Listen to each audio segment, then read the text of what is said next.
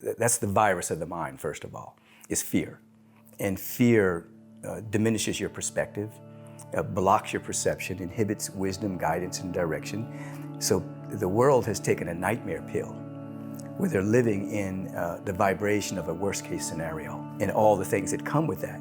From the higher perspective, we're in a deep cleansing, which means that we're in a great clearing right now.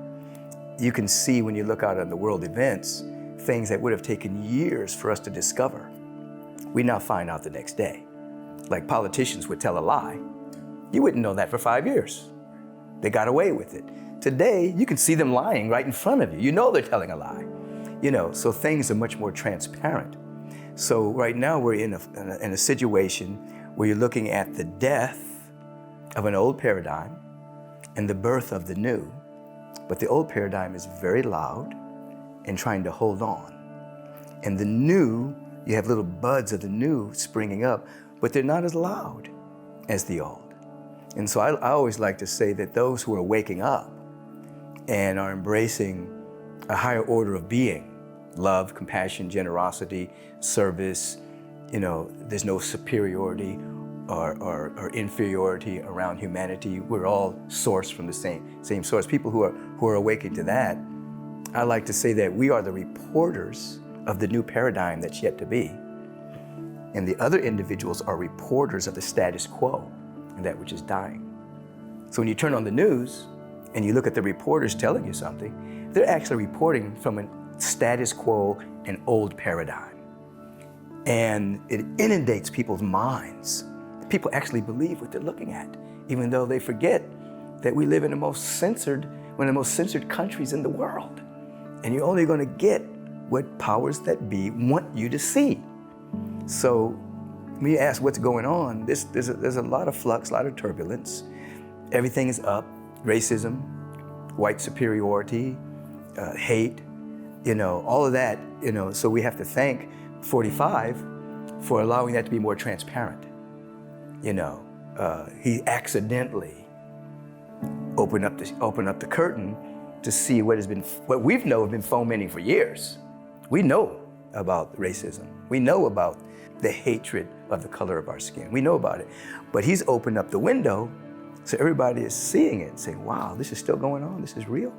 So what looks bad, and it is terrible, death, mayhem, police brutality, politicizing of a COVID-19, making a political football rather than dealing with some serious science behind it. It's all a part of an old paradigm trying to hold on. And the first thing that has to happen is individuals have to know how to handle fear. They have to know how to navigate with that. They have to know how to not allow it to run them. Sometimes what I ask people to do is to take out a newspaper, read it from front to back, put it away, and then pick it up 6 months later and read it. And you'll see all the things that was the top headlines, and everybody was concerned about this, and it's generally faded and something else is taking its place. And what is taking its place is another fear-based way of looking at life. So we have to understand that these things do pass. Now, the way that you're describing this is there's the universal perspective, millions of galaxies, multidimensional universes, the cosmos always expanding, the eternal presence that we're living in. That's timeless. And then there's time. And so our role is to bring the timeless into time, meaning creativity, innovativeness, resourcefulness, poetry, generosity. Those are timeless. It means you've gone to a space outside of time and you've brought something into time. That's what a soulful artist does. They bring something into time. So most people lose their perspective and they live primarily from fight or flight. They're trying to save their life. They're into the survival frequency. They lose their perspective of the cosmos, of their connection to the timeless.